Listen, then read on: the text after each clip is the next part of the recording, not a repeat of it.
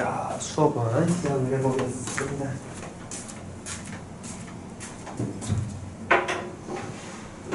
성진이하고 준이는 저번에 들었었죠. 지난주니까. 도원이는 처음이죠. 네. 도원이가 처음 보네. 반갑네요, 도원이.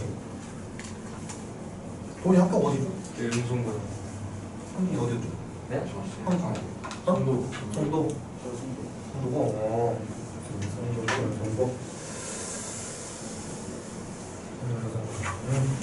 알겠습니다.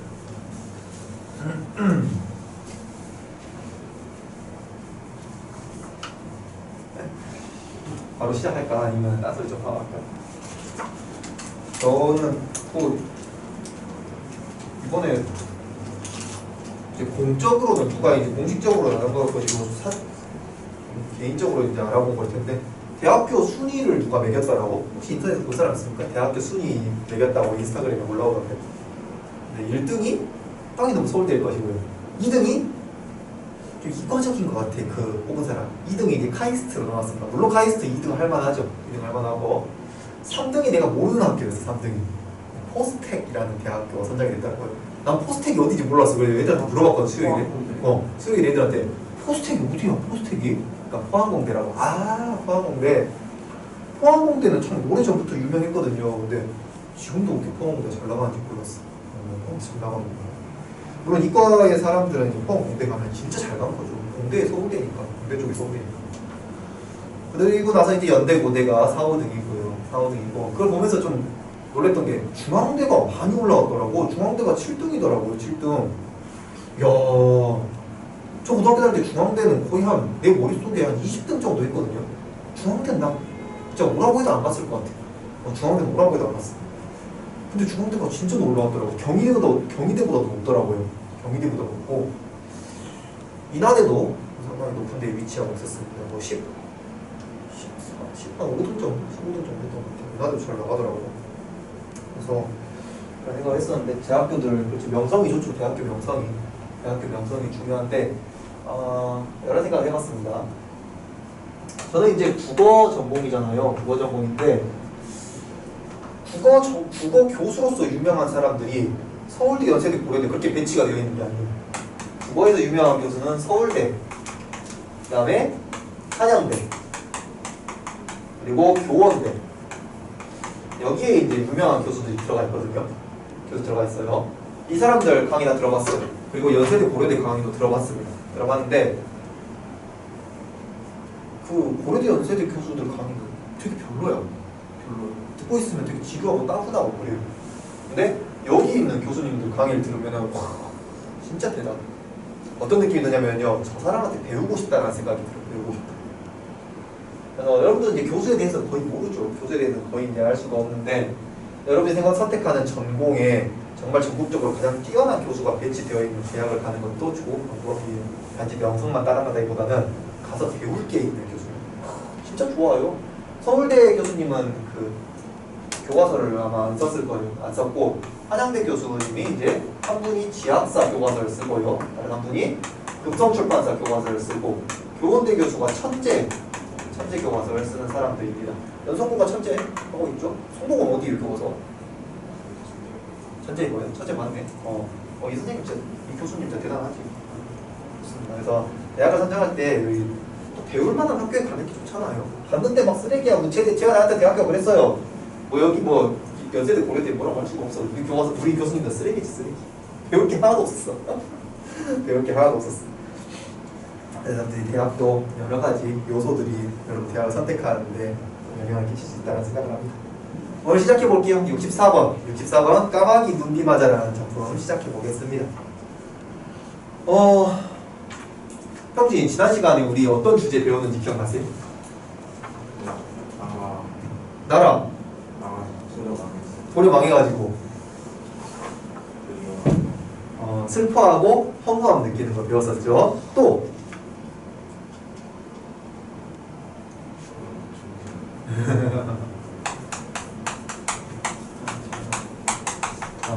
요 주제로 배웠었습니다. 지조와 절개, 준이 씨가 뭐라고 가르쳤었죠?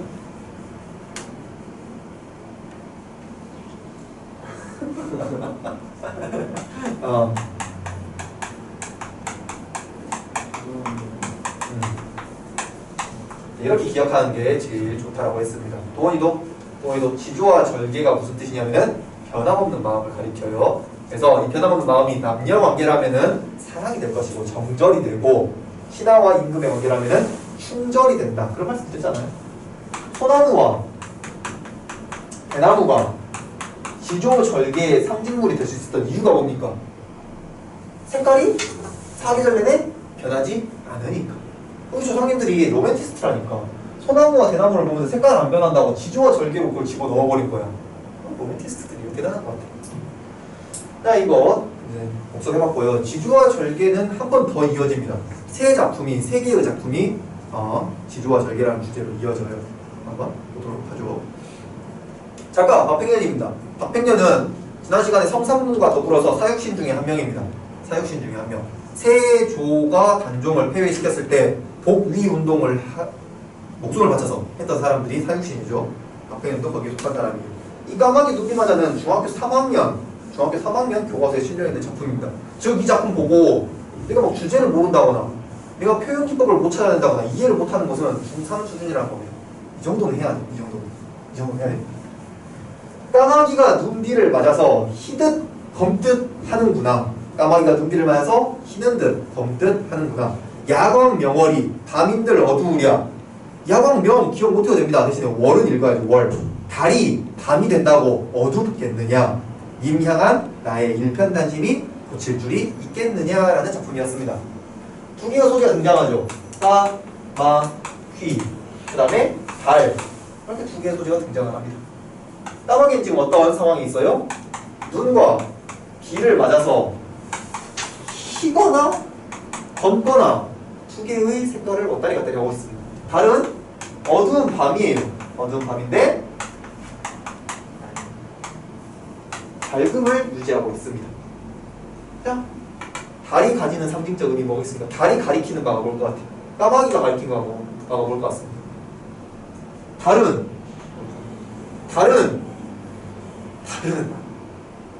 지금 뭐하고 있어요?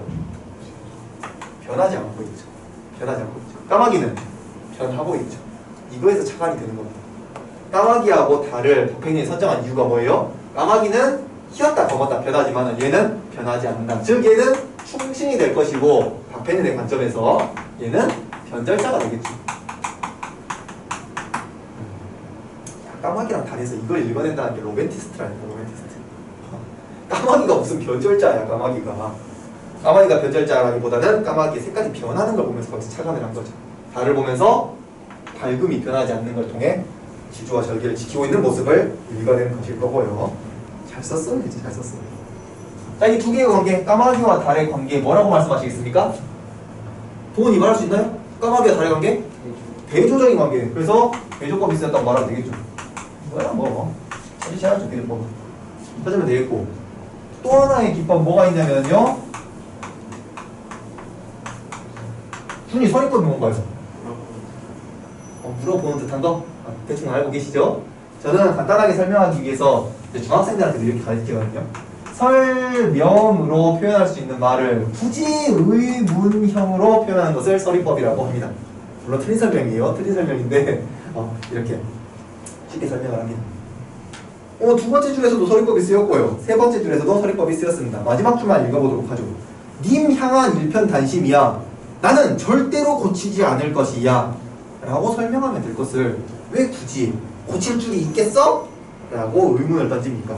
자신의 정서를, 사상을, 시상이라고 하죠. 시상을 강조하기 위해서 사용한 설의법입니다. 여기까지 하시면 돼요. 여기까지 하시면 첫 번째 작품이 끝납니다. 야.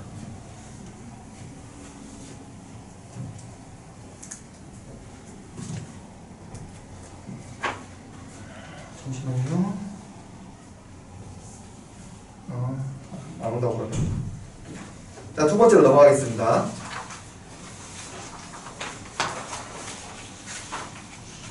보건이 저는 여기 특강에서 작품 하나, 그 다음에 주제, 그 다음에 특징 하나 이렇게 가거든요. 작품, 주제, 특징 하나. 요게 이번 목표입니다. 목표예요. 이번 수업의 목표라고 생각하시면 되겠습니다. 자, 65번에 유응부라는 사람이 나옵니다. 유응부. 사육신이에요. 똑같이 사육신입니다. 6명 있는데 6명을 전 다 기억은 못하겠어요. 하지만 유흥부도 어쨌든 사육신 속에 들어갑니다. 우리가 사육신의 시조 읽었을 때 대체로 색깔이 어땠어요? 내가 목숨을 바쳐서 충성심을 지킨다, 지조와 절개를 지킨다, 그런 느낌이잖아요. 근데 유흥부의 이 작품 간밤에 불던 바람에는 약간 주제의식이 달라요. 어떻게 다른지는 읽어보고 여러분 느끼시면 되겠습니다. 자, 간밤에 불던 바람에 눈서리까지 쳤단 말인가? 바람이 쌩쌩 부는 겨울밤인 것 같습니다. 그런데 거기에 눈과 서리까지도 쳐요. 아주 혹독한 날씨라고 생각하면 되겠죠. 혹독한 날씨. 자, 그 날씨 속에서 낙락장, 송. 낙락장은 못 읽어도 됩니다. 송은 읽어야죠. 소나무. 송이 소나무인 것을 기억하십시오. 소나무가 다 기울어 가는구나. 하물며 못다 핀 꽃이야 일러서 무엇하리요? 어떤 작품입니까? 무슨 작품일까요? 주제의식. 자, 도원이가 처음 왔으니까 도원이한테 물어보겠습니다. 도원이는 겨울이 좋으세요? 여름이 좋으세요? 겨울. 겨울이 좋은 이유가 뭐예요? 내가 겨울을 좋아할 수 있는 이유가 뭡니까? 바로 보일러 때문이에요. 보일러 때문에. 도원이 오늘 집에 가가지고는 보일러 끄고 하룻밤만 자보세요. 겨울이 좋다는 말이 나오는가? 쏙 들어간다. 쏙 들어가. 보일러가 없던 우리 조상님들에게 겨울, 눈, 서리는 뭘 의미해요? 절대로 좋은 의미로 다가오지가 않습니다. 죽음, 고통, 괴로움, 시련, 이걸로 이해가 돼요. 무조건 그렇습니다. 무조건. 선생님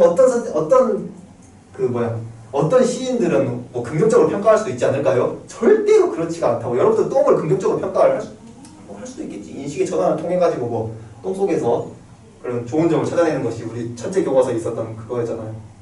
그치? 통시 나오는 거 있잖아. 신의 방? 그거긴 해. 그긴 한데 어쨌든 간에 우리 조상님들에게 겨울이라는 것은 부정적인 이미지입니다. 고통, 시련이라고 보시면 되겠네요. 자, 혹독한 시련, 혹독한 고통, 역경이 시작 화자를 둘러싸고 있습니다. 그 속에서 어떻게 돼요? 소나무들이 전부 죽어간다고 표현하고 있습니다.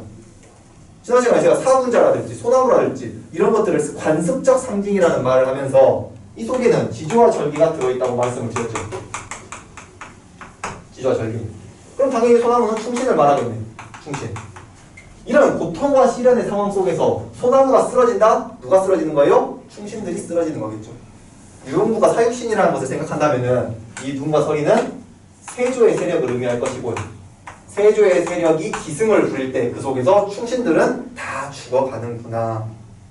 하물며 피지 못한 꽃. 우리가 인생에서 사람 인생에서 그냥 전성기, 절정기, 잘생기고 멋있고 위에 높이 지위가 올라가고 그런 걸 꽃이 피었다고 말하잖아요. 근데 꽃조차 피지 못한 삶이라는 것은 아주 어리고 혹은 젊은 그런 유생들을 의미하겠죠. 아직 벼슬을 얻지 못한 유생이라든지 이런 사람들조차도 죽어간다고요. 신하들이 전하, 저는 단종 전하에 대한 충성을 지키겠습니다. 그래, 컷! 전하, 전 단종 전하, 컷! 전하, 저는 컷! 하고 다 충신들이 죽어나가는 거예요. 유생들도 안 봐주고 다 죽여버렸다는 거죠. 누가? 세조의 세력. 그걸 보면서 뭘 하고 있는 거예요? 한탄을 하고 있다고 읽으시면 되겠습니다. 여기서 이게 주제의식이죠. 단순히 지조와 절개를 지키겠다. 이것만 표현하는 작품들과 다르게 한탄이 여기에 섞여 있다고 보시면 되겠습니다. 이게 주제 뭐라고 써있나요? 수양대군의 횡포에 대한 비판과 인재 희생에 대한 걱정. 걱정이 한탄이 되겠죠. 이런 작품이었습니다. 제가 여기서 말하고 싶은 것은 가노베라라는 걸 설명하고 싶은데 가노베라는 조금 이따가 세 번째 작품하고 같이 연결해가지고 말씀드리겠습니다.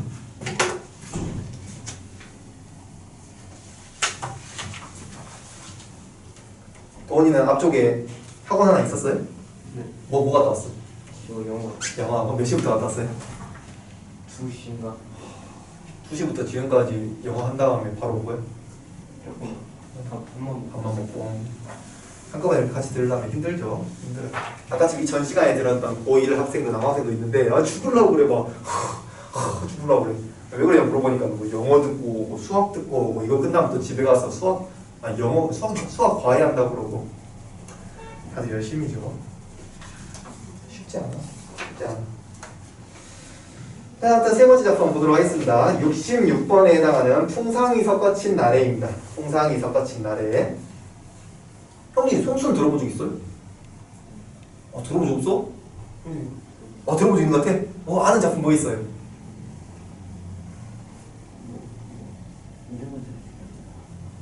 작품을 기억 안 나는데 송순을 들어본 적 있는 거 같죠? 송순 정말 유명한 사람입니다.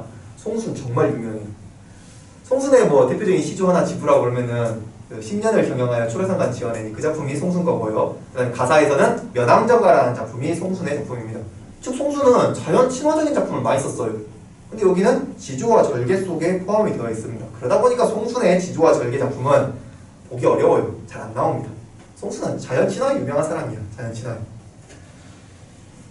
이거 송순 여기 얽혀있는 이야기 하나 해드리겠습니다. 인조라는 왕 때 송순이 활약을 했어요. 송순이 활동했던 시기가 인조 왕 때입니다. 이 인조 때 인조가 경복궁을 거닐다가 국화를 발견했어요. 국화가 하나 피어있는 거야.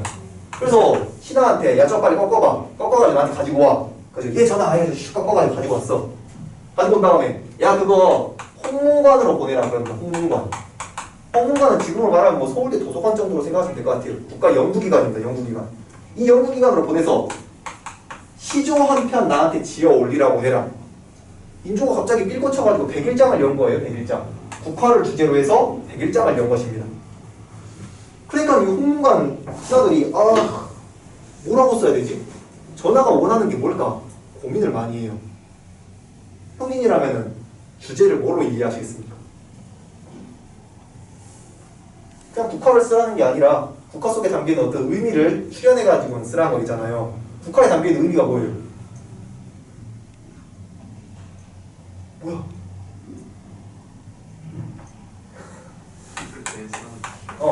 지난주에 상하군자라고 하면서 봄에 매화, 여름에 난초, 가을에 국화, 겨울에 대나무 이렇게 4개가 나왔거든요.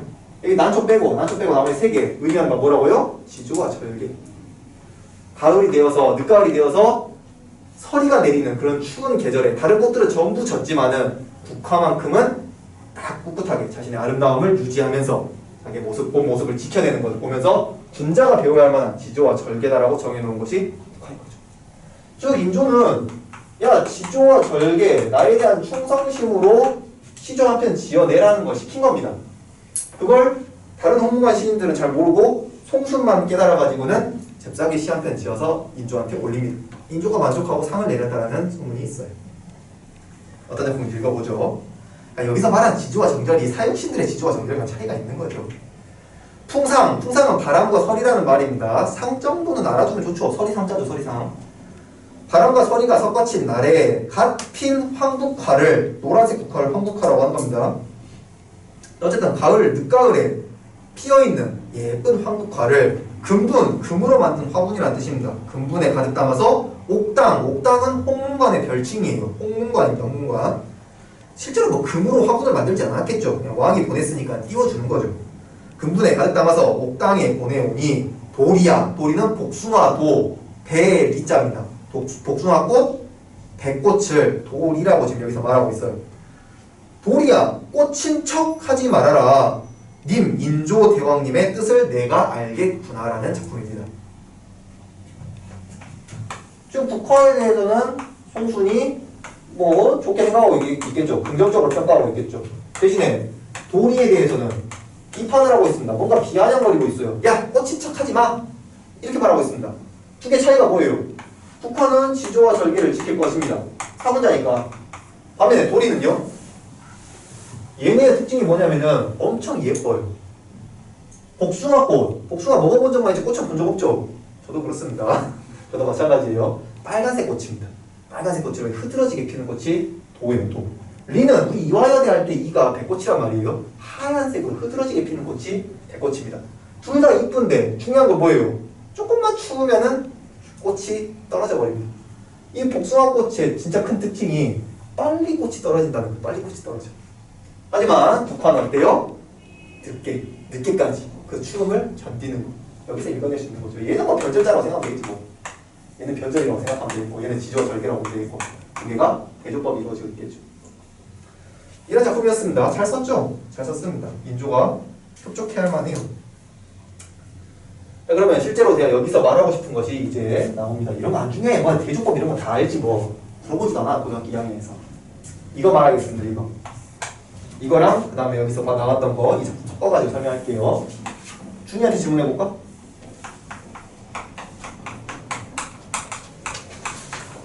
이 작품에서 영탄적 어조가 느껴집니까? 안 느껴집니까? 다른 분도 생각해 보세요. 영탄적 어조가 있어요, 없어요?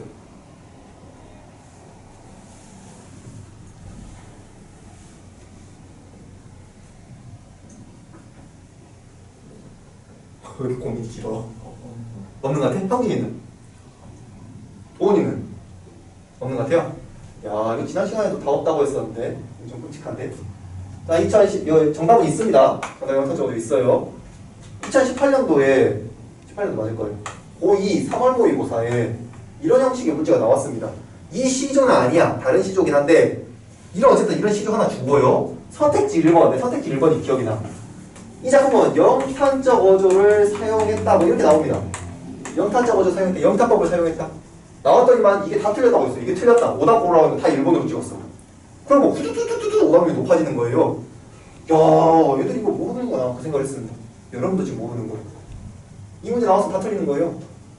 다음 중 가화 작품에 대한 설명으로 옳지 않은 것을 고르시오. 영탄적 어조 없네. 1번이 정답이구만. 이런 겁니다. 영탄적 어조를 찾는 기준을 3가지 설명드릴게요. 잘 기억해 두시기 바랍니다. 첫 번째, 뭐 있을까? 첫 번째,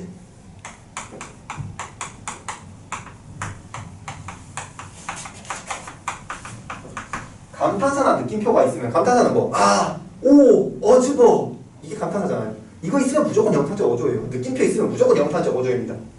이건 뭐 생각할 필요가 없고요. 두 번째, 어머 예뻐라, 와 진짜 빠르구나, 이런 걸 우리는 감탄문이라고 하죠. 감탄문이 사용되고 있으면은 영탄적 어조입니다. 어라, 구나, 이런 문장으로 끝나면은 감탄문입니다. 근데 중세 때는 감탄문을 어라, 구나로 안 만들었어요. 이건 뭐 현대에 와서 생겨난 어미고요. 중세는 뭐라고 썼느냐? 이렇게 썼습니다. 메라, 쾌라. 여기에 중세 때의 감탄문이라고 보시면 됩니다. 이 메라는 뭐 이제 살짝 바꿔서 아레아로 써도 상관없겠죠. 아레아로 써도 상관이 없고요. 메라, 쾌라. 그럼 이제 이해가 되시죠? 이 여기 작품 영탄적 어조가 쓰였죠. 어떻게 해석하면 돼요? 님의 뜻을 알겠구나. 두 번째 작품 다시 돌아가 볼까요? 거기에 가노메라 있었습니다. 가노메라 두 번째 작품에 중간줄에 두 번째 줄에 낙락장송이 다 기울어 가는구나. 이러면서 이제 영탄적 어조가 느껴지는 거죠. 모르면 다 틀립니다. 다 틀려요. 이 위에까지는 여러분이 맞출 수 있어. 맞출 수 있는데 이걸 모르면은 틀리기 때문에 알아두시면 될 것 같습니다. 자, 여기까지가 지조와 절개 3가지 작품이었습니다. 작품마다 특징 하나씩만 이야기해도 배울 게 상당히 많더라고요. 해보니까 하나씩만 말을 해도 상당히 많은 것들을 가르칠 수가 있어요. 물론 이제 이렇게 반복이 되다 보면은 더 이상 새로운 게 안 나오겠죠. 새로운 게 안 나와. 그때가 되면 여러분들이 어떻게 된 거예요? 실력이 항상 되어 있는 거죠. 항상 되어 있는 거죠. 자, 학문의 끝이 어딘지는 모르겠습니다. 채워도 끝이 없어. 근데 어느 순간 자기가 느낌이 와요. 내 경험이 그래. 내 실력이 올랐는지 안 올랐는지, 특히 국어 같은 건 잘 모르겠어요. 실력이 올랐는지 안 올랐는지. 맞잖아요. 한 번 잘 찍어가지고는 2문제 맞으면 실력이 올라가는 거 아니잖아요. 모의고사 점수가 실력이라고 생각되지 않습니다. 대신에 느낌이 와요. 내가 실력이 올랐다는 게. 그 느낌이. 내가 느낄 수 있어. 내가. 여러분 스스로가 느낄 수가 있어. 그걸 이제 쭉 해나가다 보면 어느 순간이 온다라고 생각이 듭니다. 자, 여기까지가 지조와 절개였습니다. 지조와 절개. 3작품씩 묶여가지고 하나의 주제를 구성하기 때문에 이제 4번째 작품은 새로운 또 주제가 나오겠죠. 새로운 주제는 바로 이겁니다. 4대부의 연군이라는 주제입니다. 4대부의 연군. 도훈이 4대부라는 말을 보면은요, 뭐라고 이해하고 있습니까? 도훈이 머릿속에 있는 4대부에 대한 정보가 뭐예요? 처음 들어봐요? 저도 4대부가 뭔지 모릅니다. 그래도 어느 정도 나는 4대부를 보았을 때 이렇게 이해하고 있어. 그런 게 있을 거 아니에요. 도훈이 머릿속에. 4대부 어느 시대 사람입니까? 조선시대. 신분은 어떻게 되겠어요? 높은 사람? 아니 뭐 선비나 양반으로 기억하면 좋을 것 같습니다. 선비, 양반. 이들이 숭상하는 학문이 뭐였습니까? 일교겠죠. 유학이겠지. 저도 이것만 하고 있어요. 4대부 하면 이것만 떠올리시면 됩니다. 이건 또 못 떠올리면 이제 말이 안 되는 거고, 이 정도는 떠올려야 됩니다. 귀족이면서 유학을 좋아하면서 시대극백인 조선일 것이고요. 양반계층이 가지고 있는 특징들을 사대부의 작품들을 보여줄 것이고요. 유교에서 중요하게 생각하는 충, 효 이런 거 당연히 주제의식으로 나올 것이고요. 제가 이거 세 개를 뽑은 이유를 아시겠죠? 이것도 모르면 문제가 있는 거. 나중에 연분이 무슨 뜻입니까?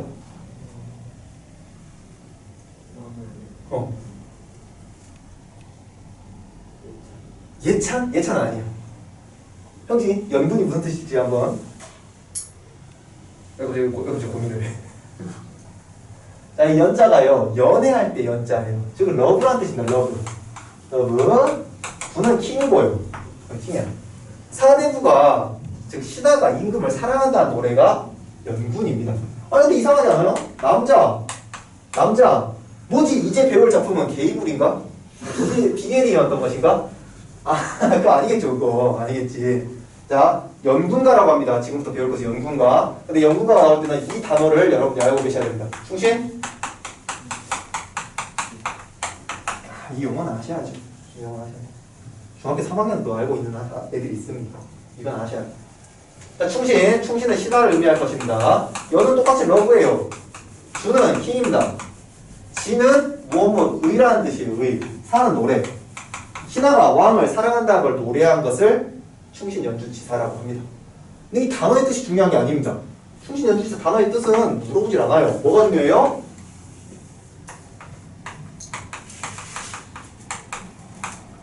이게 핵심 포인트죠. 충신연주지사는 시적 화자가 시인은 남자인데 시적 화자를 여성으로 내세우는 것을 특징으로 삼습니다. 그래서 이게 포인트예요.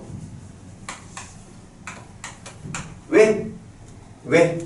그러면 왜 굳이 남자 자기 스스로를 화자로 내세우지 않고 여성을 대리로 내세워가지고 작품을 씁니까? 이거 뭐 고등학교 2학년 수준 아닙니다. 고등학교 1학년 책에 있던 거예요. 여러분 기억이 날지 않을지 모르겠지만 고등학교 1학년 책에 이런 충신연주지사 여성 화자를 내세워서 얻어지는 효과가 아니라 내세우는 이유 두 가지를 학습활동에서 설명하고 있습니다. 뭘까요? 왜 그럴까? 추론이 가능하십니까? 조금만 더 생각해 보세요. 왜 굳이 지금 나오는 이제 배울 이계라는 사람도 사육신이거든요. 왜 사육신이 자기 스스로를 내세우지 않고 여성으로 드러내고 있을까요?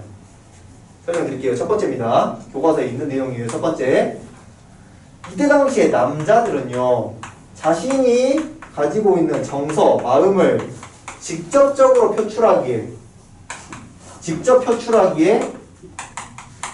금기시되는 틀리냐. 사회적으로 이 직접적으로 자기 정서를 표출하는 것을 금기시하는 분위기가 있었습니다. 남자가 태어나서 3번 운대요. 언제 울어? 첫 번째, 태어났을 때. 두 번째, 부모님이 돌아가셨을 때. 세 번째, 내가 응원하는 축구팀이 졌을 때. 그건 아닐 것이고, 나라가 망했을 때. 이렇게 세 가지죠. 그만큼 자신의 정서를 표현하는 것이 금기시됐던 분위기였습니다. 어쨌거나 아무리 신하라고 하더라도 왕한테 전 전하에게 충성을 맹세했습니다. 전 전하에게 다가가고 싶어요. 이런 말을 하기에는 부담스러웠다고요. 그러다 보니까 남자가 아닌 여성으로 내세우는 게 그 부담감을 줄여줄 수가 있었겠죠. 그 다음에 신하와 왕의 관계는요. 어떤 관계예요? 공적인 관계, 특수한 관계입니다. 공적이란 말은 거리감이 있다는 거죠. 나는 왕에게 진짜 깊이 다가가고 싶지만은 공적인 관계예요. 그 다음에 특수한 관계야. 누가 신하와 왕의 관계를 잘 이해하기가 어려워요. 신하와 왕의 관계 이해합니까? 어떤 관계예요? 왕을 섬겨본 적 없잖아요. 백성들도 마찬가지야. 다른 사람들도 왕을 그다지 섬기는 것은 너무 특수한 관계예요. 그리고 공적인 관계예요. 거리감이 있습니다. 자신의 정서, 그 왕에게 바치고자 하는 그 밀접한 정서를 표현하기에는 좀 멀어요, 관계가. 근데 이걸 신하를 여자로 표현하고 왕을 남자로 표현하면, 남녀 관계로 표현하면요, 사적인 관계, 보편적인 관계로 바뀝니다. 누구나 알고 있어요, 그 마음을. 사랑이란 마음을 누구나 알고 있습니다. 그리고 사적이기 때문에 충분히 깊게 다가가는 정서를 표현할 수가 있는 것이죠. 이 이유 두 가지 때문에 여성 화자를 내세웁니다. 이게 충신연주지사예요. 알아두셔야 됩니다. 이 용어를 문제에서 보진 않을 거예요. 대신에 여기 있는 내용을 녹여가지고 문제로 내겠죠. 녹였어.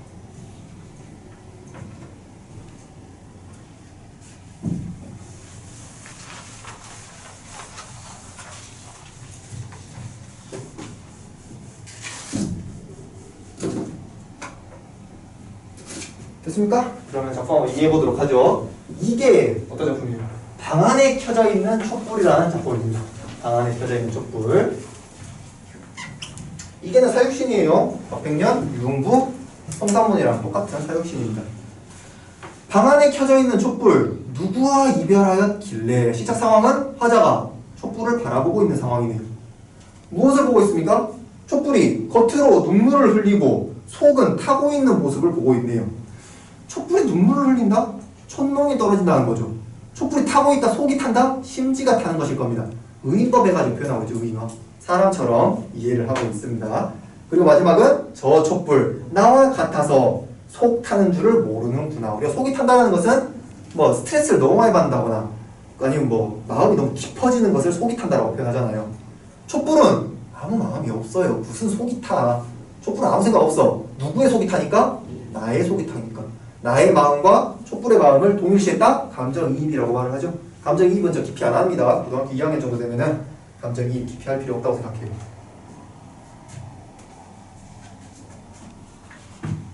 자, 질문. 도원이 맞춰보십시오.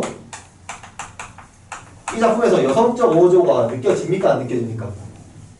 느껴지는 것 같아요? 형진이 느껴지 안 느껴져요? 여성적 어조? 느껴져요. 형진이는? 형진이란다. 죄송합니다. 뭐지? 준이는? 글쎄요는 뭐야? 글쎄요 뭐야? 뭐야 트랜스젠더야? 여기 중간에 있는 사람인가 이 사람은? 좀 여성적 어조 느껴집니까? 안 느껴집니까? 느껴지는 것 같아요. 여성적 어조가 느껴져야 합니다. 왜? 안 느껴진다고 말하는 사람 정말 많습니다. 제가 질문 다 해봤는데 여성적 어조가 안 느껴지는데요? 왜? 느낌이 안 들어. 일단 선생님이 남자 목소리를 읽었잖아. 이걸 내가 만약에 저 촛불 날 것 같아서 속 타는 줄 모른다 이러면은 좀 여성적 어조가 느껴지겠지. 그 느낌으로 푸는 게 아니라고요. 여성적 어조가 왜 느껴집니까? 라고 물어보면 뭐라고 답하겠어요? 화자가 누구니까? 여성이니까. 여기서 이별했어요. 눈물을 뚝뚝 흘리고 속이 탄다고 하고 있습니다. 이 말을 남자는 할 수가 없다고요. 조선시대 때. 이별하면은 가란 말이야. 이게 남자예요. 조선시대 때 요구하는 남자. 근데 이별했는데 눈물 뚝뚝 흘리면서 스트레스 받고 있다고요. 그건 누가 하는 거예요? 여성이 하는 거예요. 여성. 그러니까 이게 여성적 어조라고 말할 수가 있는 겁니다. 이해되시나요? 위에 성격에 여성적이라는 단어가 있어요. 있는데 이 설명을 안 하면은 왜 여성적인지 이해가 안 돼. 우리가 흔히 이별했어요. 너무 슬퍼요. 기다릴게요. 이게 여성적 어조라고 이해하잖아요. 근데 조선시대 때는 안 그랬다. 조선시대 때는 딱 봐도 내용이 여자가 할 수 있는 내용이고 남자는 할 수 없는 내용이 있었다. 그것 때문에 여성적 어조라고 말할 수 있는 겁니다. 됐죠? 됐죠. 넘어가겠습니다. 굉장히 초기 연주기상 중요한 용어예요.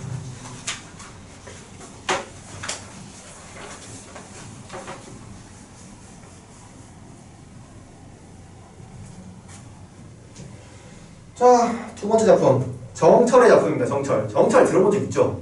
정철은 들어봤지.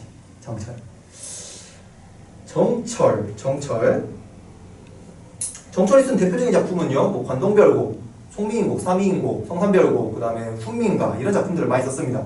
조선의 3대 가수예요. 정철, 박인로, 윤선도 이 세 명이 조선 전기 후기를 아우르는 최고의 가수들입니다. 나쁜 사람들이에요. 노래 좀 덜 쓰지는. 너무 많이 썼어. 너무 많이 썼어. 최고의 가수들 나쁜 사람들입니다. 정철은 나중에 정철의 생애에 대해서는 가사 작품 할 때, 관동별곡 그런 거 할 때 말할게요. 생애를 알아주셔야 되는 사람입니다. 정철. 일단 명종 때 사람이에요. 명종 때 사람이고 선조 2년 차에 죽습니다. 선조 2년 차에. 선조가 임진왜란을 겪은 임금이잖아요. 임진왜란. 그렇기 때문에 정철은 조선 전기를 살았던 사람이다. 전기의 마지막을 살았던 사람이라고 보시면 되겠습니다. 전기 마지막. 어디 한번 이해해보도록 할까? 이 말 해야 되는구나. 이 말을 깜빡했다. 자, 지금 배울 작품은 유배문학이에요. 유배문학 중에서 시조니까 유배시조라고 붙이면 되겠네요. 유배가 뭔지 아시죠? 귀양이잖아요. 귀양. 잘못을 저질렀다거나 아니면은 왕의 마음밖에 돈 밖에 나가가지고 저기 깡촌 시골에다 집어넣어서 사람도 못 만나고 먹을 것도 없고 그렇게 괴롭게 지내라고 시키는 것이 지금 현대판 감옥이죠. 감옥. 이렇게 보내는 게 유배입니다. 유배지 가가지고 지금 이거 유배지가 쓴 거거든요. 정철이 유배지 가가지고는 이 시조를 왜 썼을까요? 왜 썼을까? 이거 말하니까는 지난주에 어제 어떤 학생이 심심해서요 그러더라고. 아무리 심심해도 이건 안 쓸 것 같은데 나는 심심해서는 아닐 것 같습니다. 뭘까? 이거 뭘까? 죄송해서 딱히 정철이 잘못을 해가지고 간 게 아니에요. 정철은 그 동인하고 서인하고 분당 정치해가지고는 서인의 수장이었거든요. 정철이. 그러다 보니까 동인한테 밀리면은 자기가 귀양 가고 동인을 한번 이기면은 동인의 수장을 귀양 보내고 딱히 잘못했다기보다는 정치에서 밀린 거예요. 이유가 뭘까? 이유가 이때는 컴퓨터 뭐 시스템 프로그램이 있는 게 아니기 때문에 귀양을 보내놓고 잊어버려요. 왕이 야 정철 안 보인다 요새 어디 있냐? 전화가 3년 전에 귀양 보냈습니다. 어머 진짜 나 까먹었는데 야 빨리 불러라. 실제로 1년 이런 것도 있어요. 실제입니다. 실제 보내. 그러면서 이렇게 하는 거예요. 야 1년만 참아 1년만 내가 곧 내가 네 불러줄게. 1년만 참아. 그래놓고서는 까먹어요. 10년 동안 안 불러.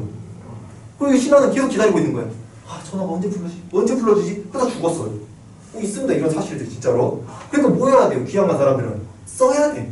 전화 아직도 전화에 대한 충성심과 사랑이 식지 않고 있습니다. 전화 불러준다면은 여기서도 무릎 꿇고 기억할게요. 와 이걸 써야 돼요. 써야 돼. 조선 후기가 되면은 왕권이 약해지면서 이 유배문학들 속에 억울함이라든지 혹은 유배지에서 힘듦, 어려움, 고통스러움 이런 것들을 씁니다. 왕을 비판하는 것도 좀 들어있어요. 근데 조선 전기야 지금. 그 말 쓰면 바로 뭐가지 댕강입니다. 야 뭐야 그냥 사약 보내 사약. 아직도 살아있었어? 이래버린다고요. 그러니까는 어떤 식으로 마음으로 어떤 마음으로 이걸 썼는지를 좀 이해하시면 좋을 것 같아요. 그러니까 아부성이 짙죠. 아부성. 전화 언제나 전화 편입니다. 이런 것이 들어있습니다. 읽도록 하겠습니다. 내 마음 베어내어 별과 달을 만들고 싶다. 내 마음을 베어내어서 별 모양, 달 모양으로 만들고 싶다. 그걸 뭐 하려고? 두만리 장천, 두만리 멀리 떨어져 있는 그 하늘 위에다가 번듯이 나의 마음을 걸어서 고운님, 사랑하는 님이라는 뜻이겠죠. 사랑하는 님 계신 곳에가 비추어나 보리라. 지금 정철과 임금은 멀리 떨어져 있기 때문에 임금을 직접 볼 수는 없습니다. 대신에 나의 마음을 별달로 만들어서 그 빛으로 임금께 다가가고 싶은 그 마음을 노래한 작품이죠. 잘 썼죠. 조선 최고의 가수 중에 한 명이라고 할만합니다. 할만해요. 어떤 내용인지 이해하셨을 겁니다. 이제 여러분들이 추론을 해보십시오. 선생님 여기서 아주 중요한 표현기법 하나를 말씀드릴 겁니다. 그게 뭔지를 한번 떠올려 보세요. 이건 여러분이 찾으셔야 됩니다. 제가 말해서 하는 게 아니라 여러분이 찾을 줄 아셔야 돼요. 어? 아리랑. 뭐 아리랑? 뭐라는 거야? 여러분 생각해 보세요. 이 작품에서 제가 중요하게 딱 하나를 찝을 겁니다. 뭐? 기법의 이름이 뭘까요? 형님 뭐라고 했어? 마지막. 아 마지막 아니야. 마지막 아니야. 그럼 이제 50%네. 와, 이 기법 여러분들이 찾을 줄 아셔야 됩니다. 준이 찾았습니까? 아 힌트 드릴게. 첫 번째 줄입니다. 첫 번째 줄. 한번 생각해 보시죠. 첫 번째 줄에서 제가 뭐 말하겠습니까?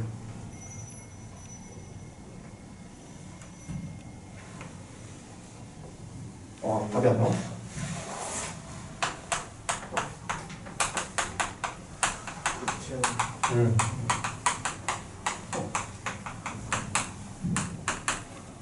이거는 말씀하셔야 돼요.